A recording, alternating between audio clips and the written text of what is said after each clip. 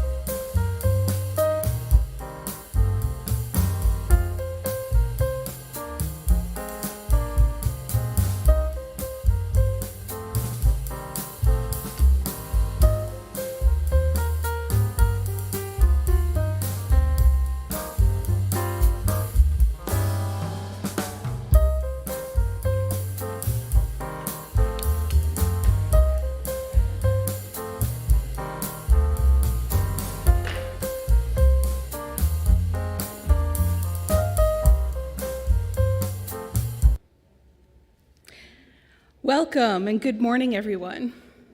I am Katie Cartman, the Director of Religious Education here at Emerson Unitarian Universalist Church in Houston, Texas. Our beloved community of faith, reason, and affection welcomes all to grow in mind and spirit as together we build a better world. If you are joining us for the first time this morning, we extend a special welcome to you and invite you to fill out fill out our visitor card, either the yellow card in the pews or the link in the YouTube, so you can receive more information about Emerson and our activities. Again, welcome to all. We are a church in many places, some of us here in the pews and some joining us on YouTube from home or wherever we might be. And our world is a different one than it was in early 2020. Our worship service has changed accordingly. We're giving people choices in the pews as to distance between families and whether or not they would like to continue masking. We've put a few offering baskets at the front and back of the sanctuary for people to drop off their offering throughout the service, rather than passing the plates. For those of us in the sanctuary this morning, let's take a moment to picture the dozens of friends, neighbors, and those we've not met yet who are taking part in the service on YouTube, either right now or later in the week as their schedules allow. Please do remember, if you're here in the pews, to silence your cell phones so we don't get interrupted by one another's ringtones. Following the worship service, folks in the pews may head out to the gathering place for snacks and beverages, and perhaps head out to the courtyard and playground to chat, as suddenly we have nice weather again. And we'll also have social time on Zoom, hosted by Emersonian Marilyn Rambo, a chance for you to gather in smaller groups to discuss the service and what's going on in your lives. And now for our prelude.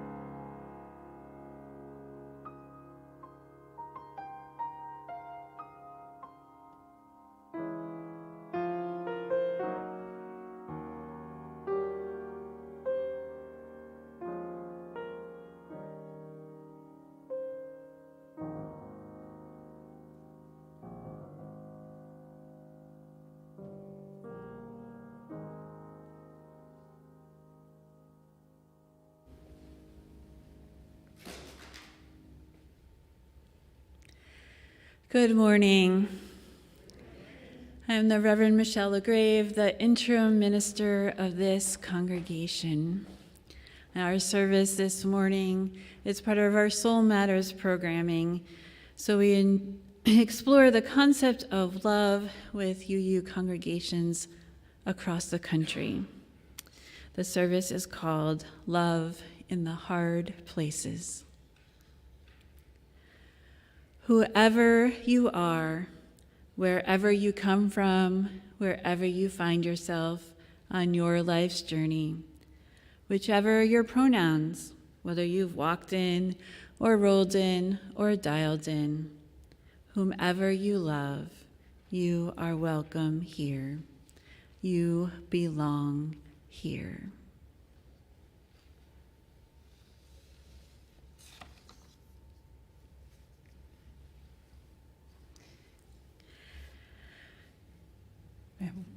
Sorry.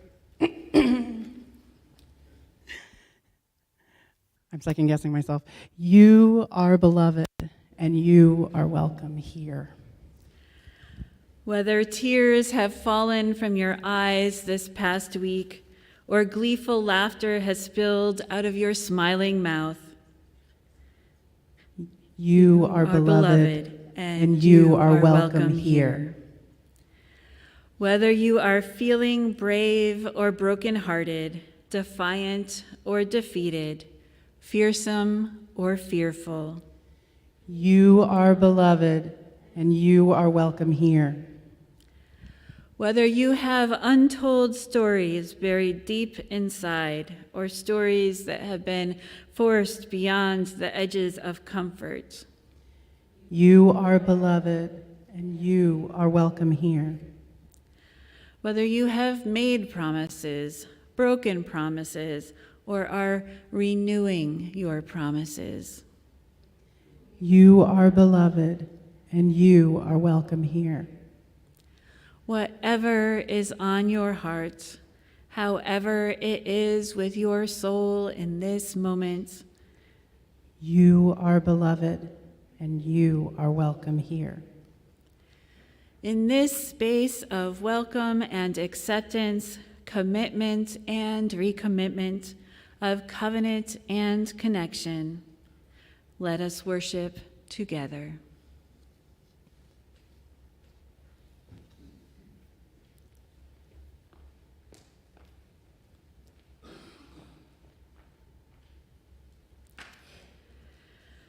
We light this flame for the art of sacred unknowing, humbled by all that we cannot fathom in this time. We come into the presence of what we do not know and what we do know. Perhaps the only thing we can ever know, that love is now and forever, the only answer to everything and everyone in every moment. Let us join together in singing, "Come Thou Fount of Every Blessing." If you will rise either in body or spirit.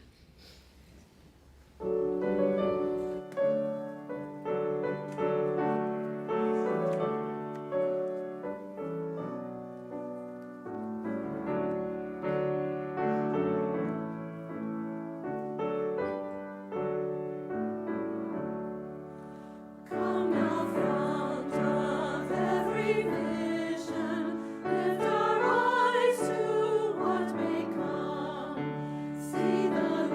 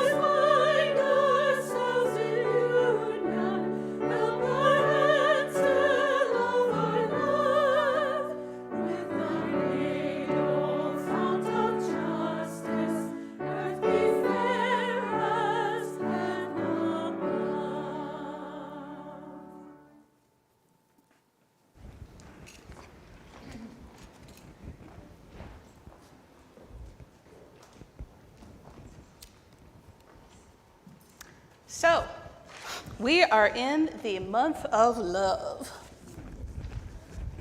Love means so many different things to different people, doesn't it? Each of us here probably has a little bit different of an interpretation of it. Each of us here probably expresses it in different ways. In 1992, a dude named Gary Chapman released a book that you have probably heard of. You have probably seen the memes on the interwebs, called The 5 Love Languages. Now, my favorite version of the 5 love languages is tacos. Please keep in mind that this month, Valentine's fell on Taco Tuesday. For those of us who are looking forward on our calendars, it is also Mardi Gras, so if you want to make this not about tacos, but about king cake or beignet or a nice dish etouffee, you go for it. But here are our 5 love languages in taco language. Words of affirmation. Your tacos are delicious. Acts of service. I made you tacos. Giving gifts. Here's a taco. Quality time. Let's go out for tacos together. And physical touch. Let me hold you like a taco. Or maybe it's like this. I don't know. So here's the thing. In all of our loving relationships, we not only have these different ways we express ourselves, but we need to check in with each other to let them know that what we're saying means something. So it could be that if I handed Hillary a taco, Hillary might just think, oh, Katie has way too many tacos, right? It could be that I'm telling people of my love for their tacos, but they're one of those deeds, not creeds people. They're saying, hey, it's not about what you say, it's about what you do. So they're not hearing my love in the way that I'm expressing it. And then we could branch out further. Cornel West famously said, justice is what love looks like in public. Well, what does justice have to do with love? Everything. If we love somebody, we want what's best for them. And this can be extrapolated out a long ways to everybody in the world, to people we have never met. And in a general thing, we could say, like, justice means nobody in this country is hungry. Nobody in this world is hungry. Okay? That's a cool philosophical thing to say. And what are we going to do about it? To get beyond those words of affirmation into those acts of service.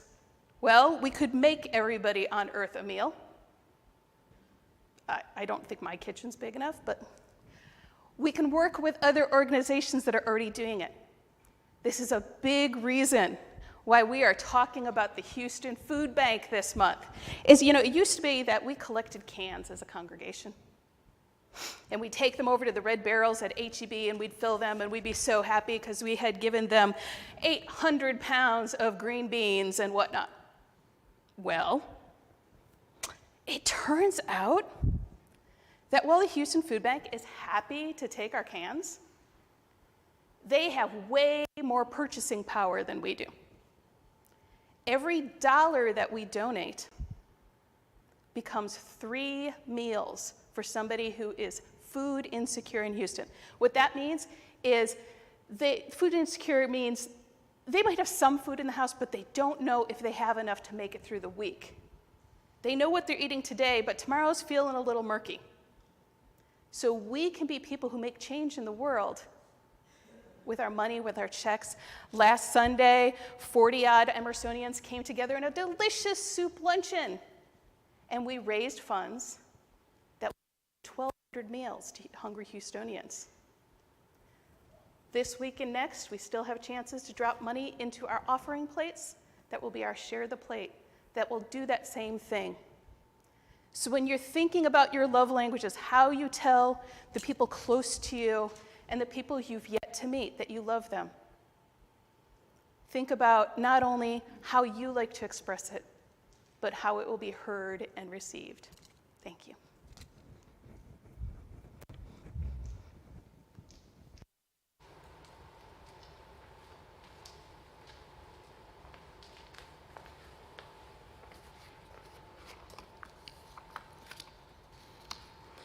Giving out of what is our own is a transformative act.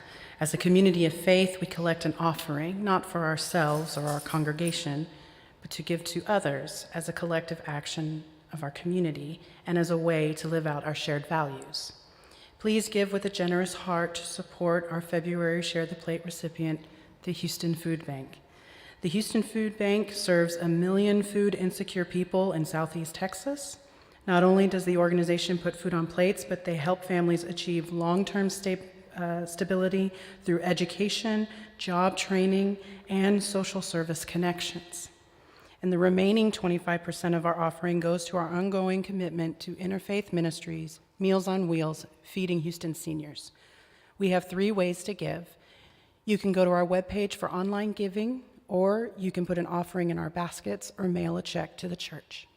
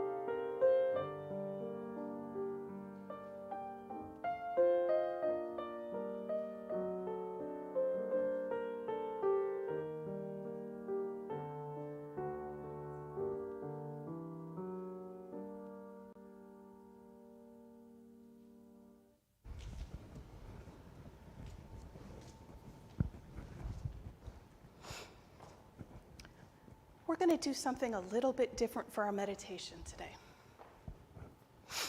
Imagine you're out in our lobby, our gathering place, and you see somebody rocking a baby. What does your body automatically start to do?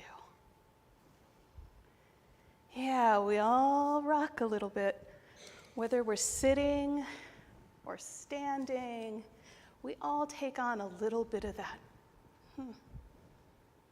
It might be that you're in concert with the parent, or it might be a rhythm you use to comfort another child, even if it were decades ago.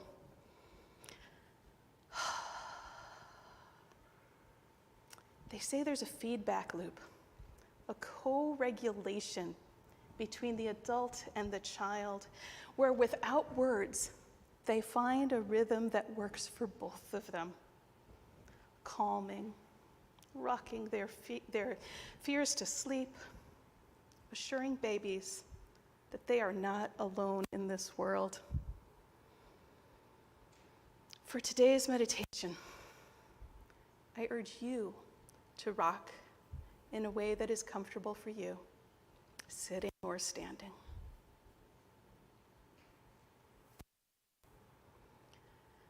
Life is not always easy. We will not always be our best selves, and we will encounter pain and fear, loss and hatred. But we know the answer is found only with one action, and so we open our hearts with love. It's the truth. Just by being born, you are loved. There is something within you and every person that can be loved. We open our hearts with love. In love, we pray for all the persons here and everywhere who are desperately sure that there is not enough love in the world for them to have some, who are desperately sure that they do not matter. In love with life, in love with the beloved, we turn to answer that desperation with assurance. You are loved. You are lovable. We will and do love you. Now attend to your life's work to love. It's the only legacy that matters. Amen. Let us enter into the silence together.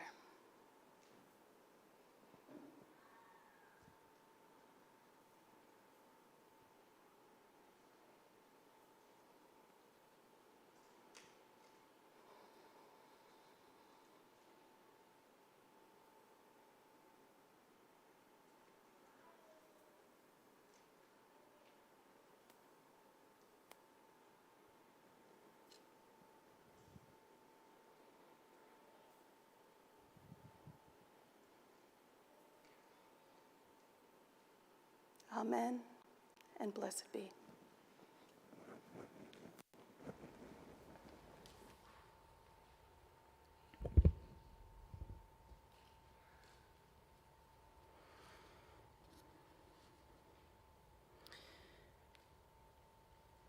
As a child, I didn't always have access to the basic necessities for thriving. We often didn't have food to eat. At times, we were homeless. As you can imagine, I sometimes showed up to school wearing dirty clothing and smelling unpleasant. I was the brunt of jokes, the target of bullying, and generally kept my head down trying to get through each day. I was not very good at school. Because of my ineptitude for learning, most of my teachers didn't pay much attention to me, especially because I was my mother's daughter. Most of my teachers had her as a struggling student too. I knew myself to be a frustration for most of my teachers, at least that's how they made me feel, who seemed to avoid me as much as possible. My 5th grade teacher was called Mrs. Fong. She was a formidable woman who did not tolerate any shenanigans. Though she was never unkind towards me, I was terrified of her. One day after class, Mrs. Fong pulled me aside and said, "Do you know what deodorant is? It's time for you to start wearing some." I was absolutely mortified that a teacher had to tell me to wear deodorant. But when I was recently asked about a time when someone stuck their neck out for me, Mrs. Fong was the first person I thought of. It's funny how perspective changes over time. Something that once seemed mortifying now strikes me as a gesture of caring, of love. Love shows up in soft, easy, comfortable places. A new baby in the delivery room, a meal train when you're ill, a hug, or the sweet smile of a stranger. But here's the thing, love shows up everywhere. We don't always recognize it, but love shows up even more in the messy, vulnerable places. Love shows up in the form of a friend seeking forgiveness. Love shows up every time we interrupt bad, oppressive comments and jokes. Love shows up in complicated conversations. And for me, love showed up in the simplicity of a teacher awkwardly reminding me about deodorant.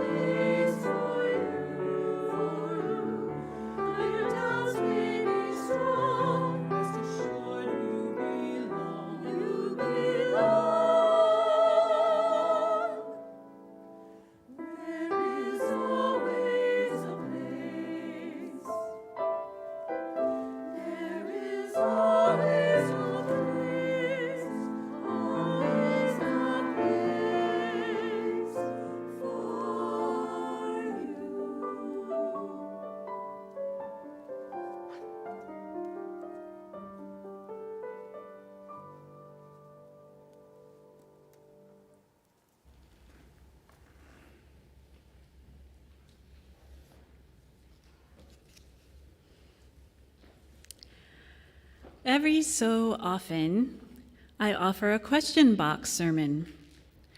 That's when, instead of an already prepared sermon, the congregation is invited to ask questions of me, the preacher.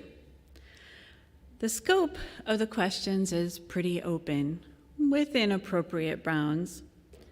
The questions might cover anything from UU theology to UU history to world religions to congregational life to personal getting to know you questions. I've done one here. As you might imagine, it can be a lot of fun. It can also be, well, a little risky, maybe even a little scary.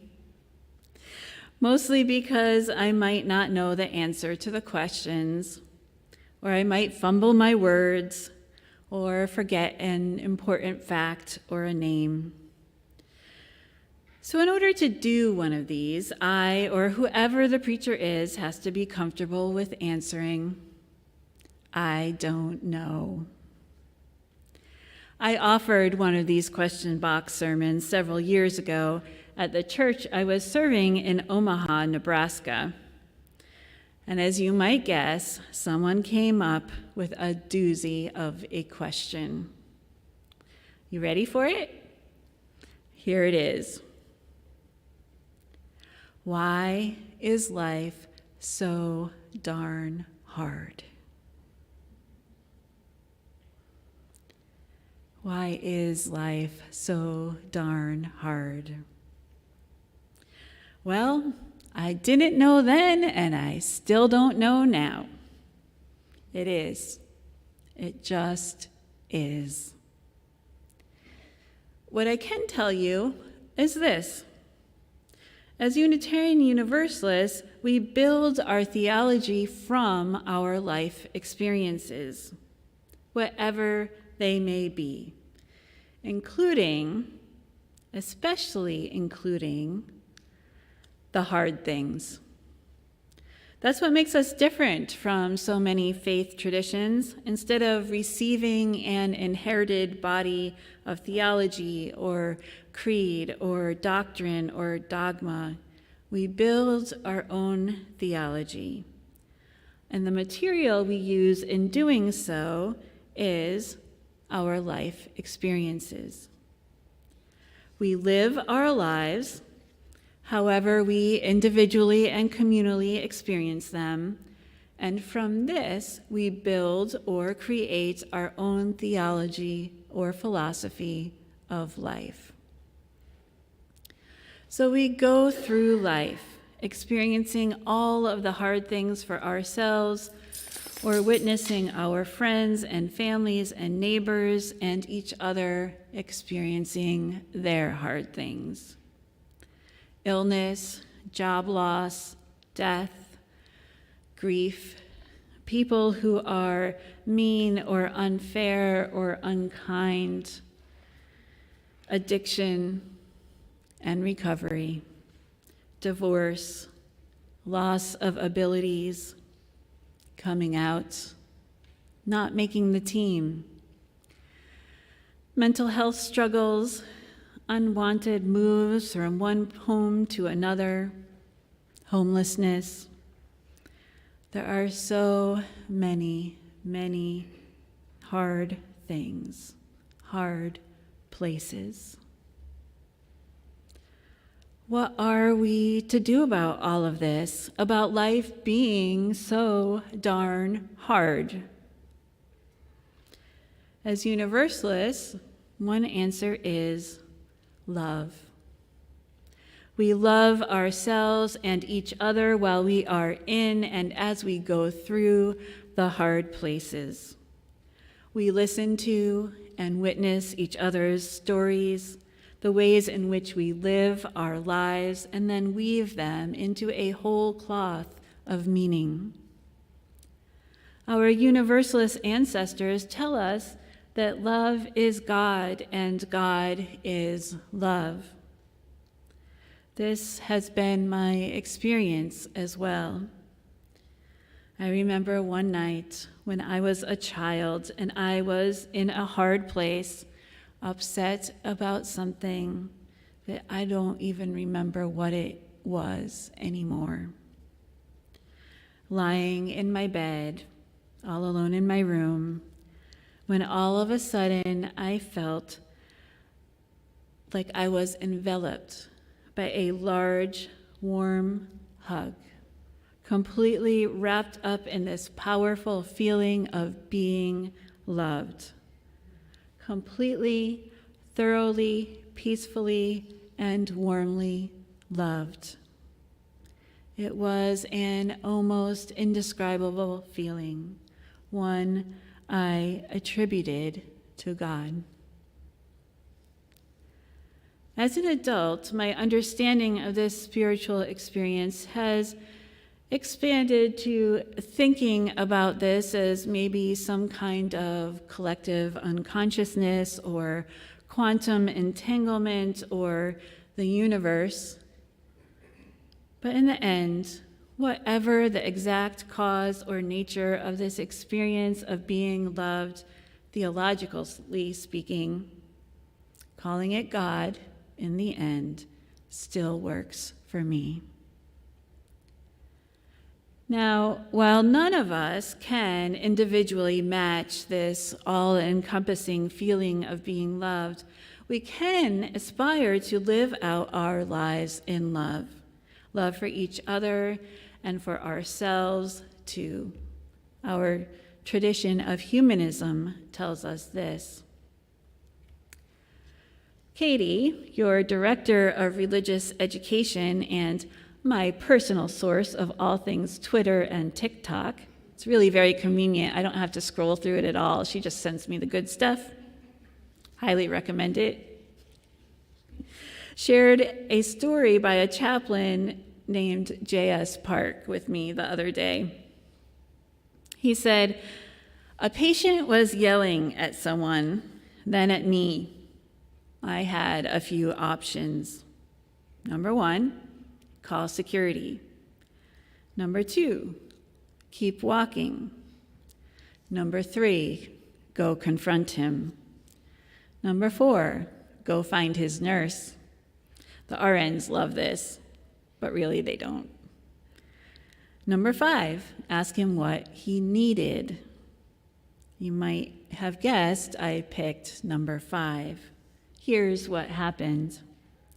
I got up as close to this patient as possible, now my patient, an arm's length away, just out of striking distance. I asked, "What do you need right now?" No kidding, his mouth hung open. He stared at my hair, then back at me. Hungry, he said. I'm hungry, but I mean I need real food.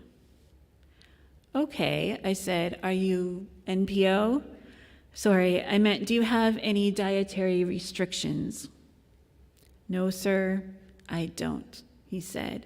I am the opposite of dietary restrictions. I am dietarily open-minded. How about a hamburger and fries? For real? You for real? Can I get 2 of each? He told me his story. He went to the ED, which he thought would be a quick trip, but it turned into a week. He said the hospital food reminded him of prison food. He didn't mind the hospital, but he didn't like that it reminded him of prison. He had cried himself to sleep every night. Normally, I don't buy food for patients, but hearing his story, what else could I do? I checked with the nurse. Got enough burgers for the floor, she asked, only half joking. I went to grab his food. He almost lunged at the bag, finished a burger right in front of me. And he told me between bites, Chaplain, believe it or not, but I've stayed at the Ritz. And this right here is the best burger I have ever had in my life. I believe you, I told him. Thanks, chap. That's all I wanted.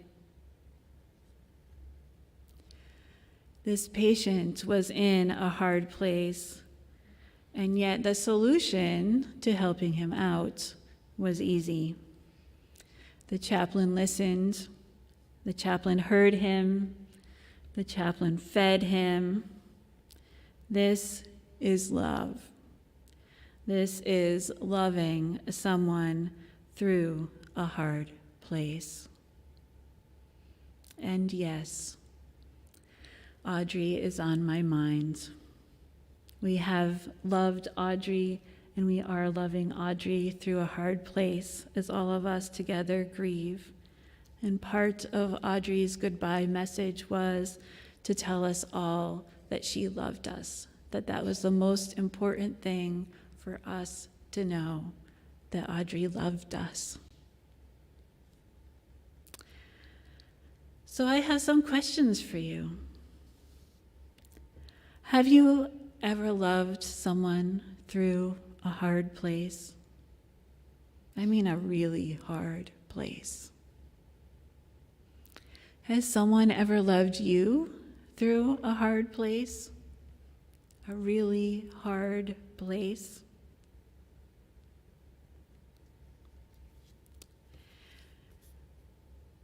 We have some heart stickers. And I think some of the kids are going to help pass them out. Or you already have them. Do you already have them? They're in baskets. They're at the end of each There's pew. a stack of 5. Take one, pass them down. Apparently, I missed the directions, and I'm supposed to be giving them. Oops. So, yeah, I need one too. So I'll invite you to make at least 2. You can make more. You can put just a name or a word or a phrase. You could draw a picture. You could turn it into an actual Valentine. And Bradley here is going to bring up our Valentine for us. And then whenever you are ready, you can come forward and add your heart, your story to the big Valentine. Quick review. Can you repeat the questions, please? Yes, we do have slides as well. They are, have you ever loved someone through a hard place. Who was that? You could write down their name, draw a picture, write what the hard thing was, like addiction or recovery or whatever the story was about. You could turn it into a Valentine. And then the other one is, has anyone ever loved you through a hard place? Who was that person? What was that hard place? So make at least 2 hearts if you are willing to participate in this communal ritual. You can make more if you would like. And then whenever you're ready, you can bring them up.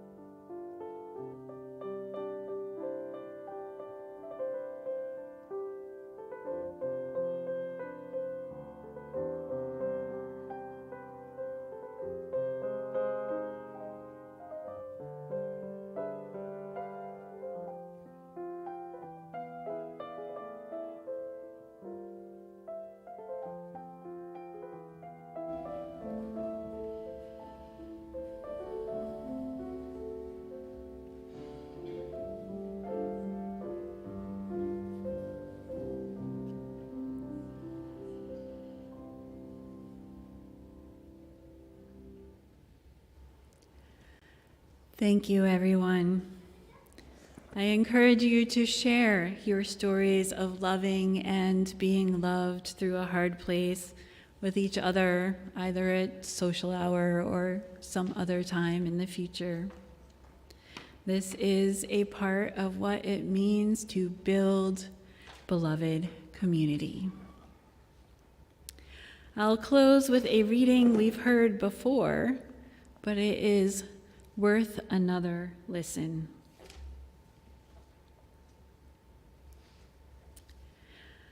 I was talking with God the other day, because we're cool like that, and God said, "Hey, I want you to tell people something."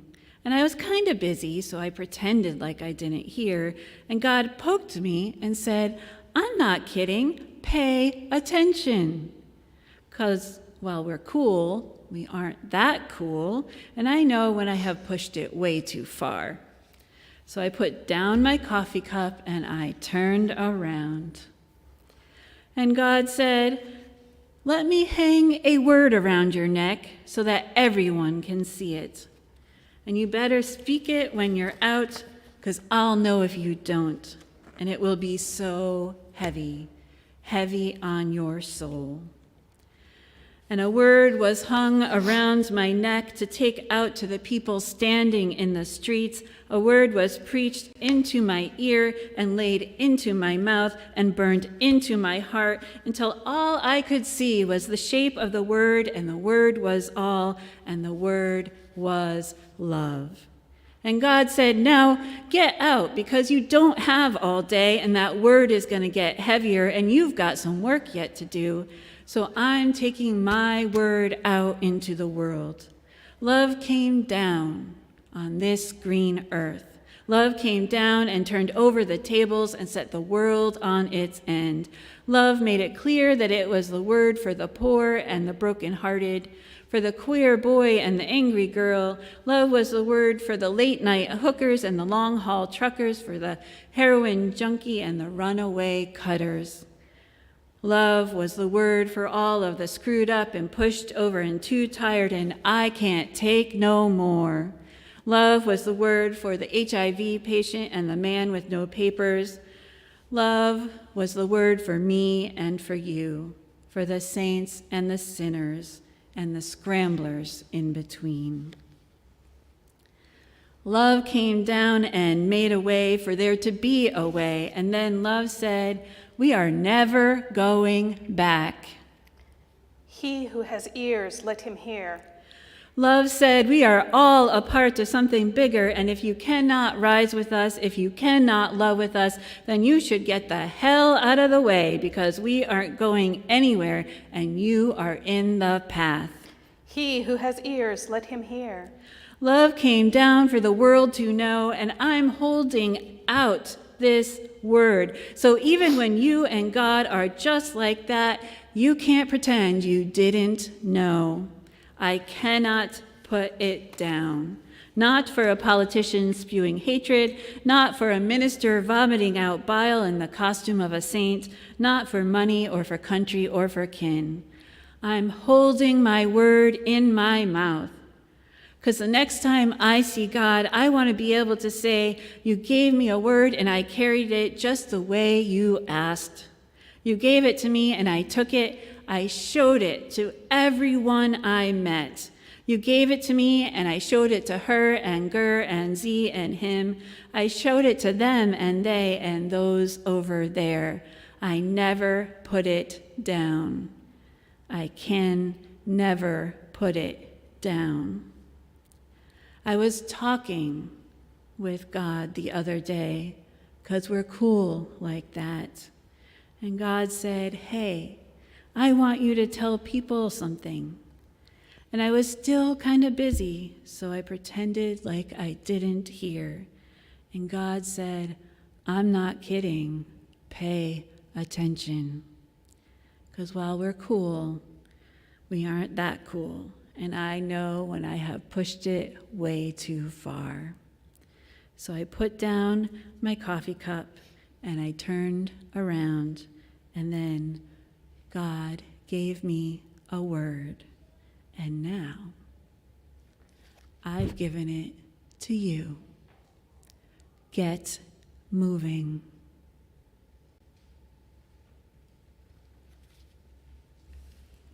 And singing. Let's rise either in body or spirit and sing, Love Will Guide Us. It's number 131.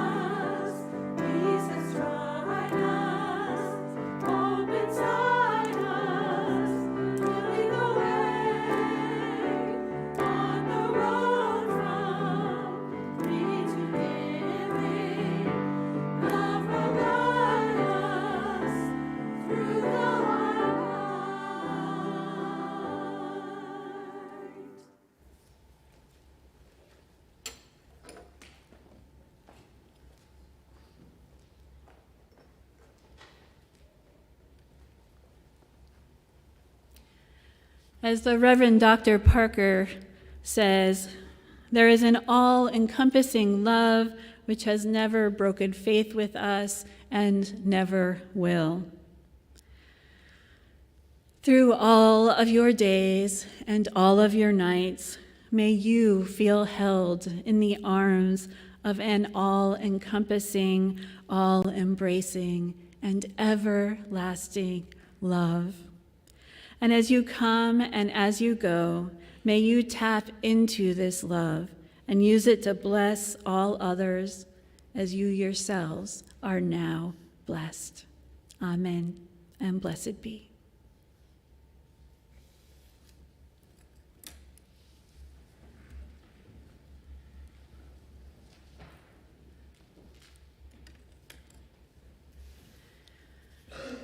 Our announcements this morning.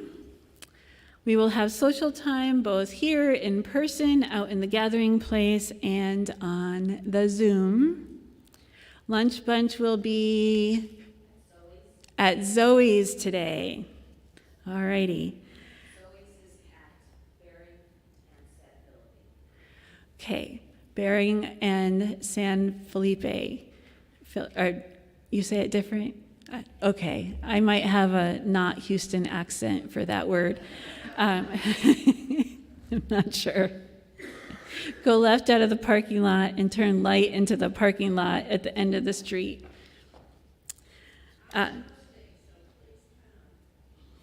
Linda is hosting, she says, so please come. There will also be an open house for anyone who is new and interested in learning about Unitarian Universalism, or whoever else has been around a little while and would like to either learn more or share some of what they know about Unitarian Universalism. It will be on the Zoom. You can see the link that went out this morning to sign on, and that will be at 1:30. That is a different time than it used to be. We are experimenting and wondering if it might help if people got to eat before going to this. So eat and then hop on the Zoom. And if you can't make it on Zoom but you're interested, let me know and we can make some other arrangements as well. And lastly, and most importantly, Audrey Gale Hall's memorial service will be held on Saturday, March 11th, here at Emerson at 2 p.m. It will be also live streamed. We'll get a link out when we've got that ready for anybody who wants to attend online. And that will be a collaboration between the two churches where Audrey was employed, as well as the church where Audrey was a member, and some other organizations that Audrey worked closely with as well. So I hope you will be able to be there for that. And now for our postlude.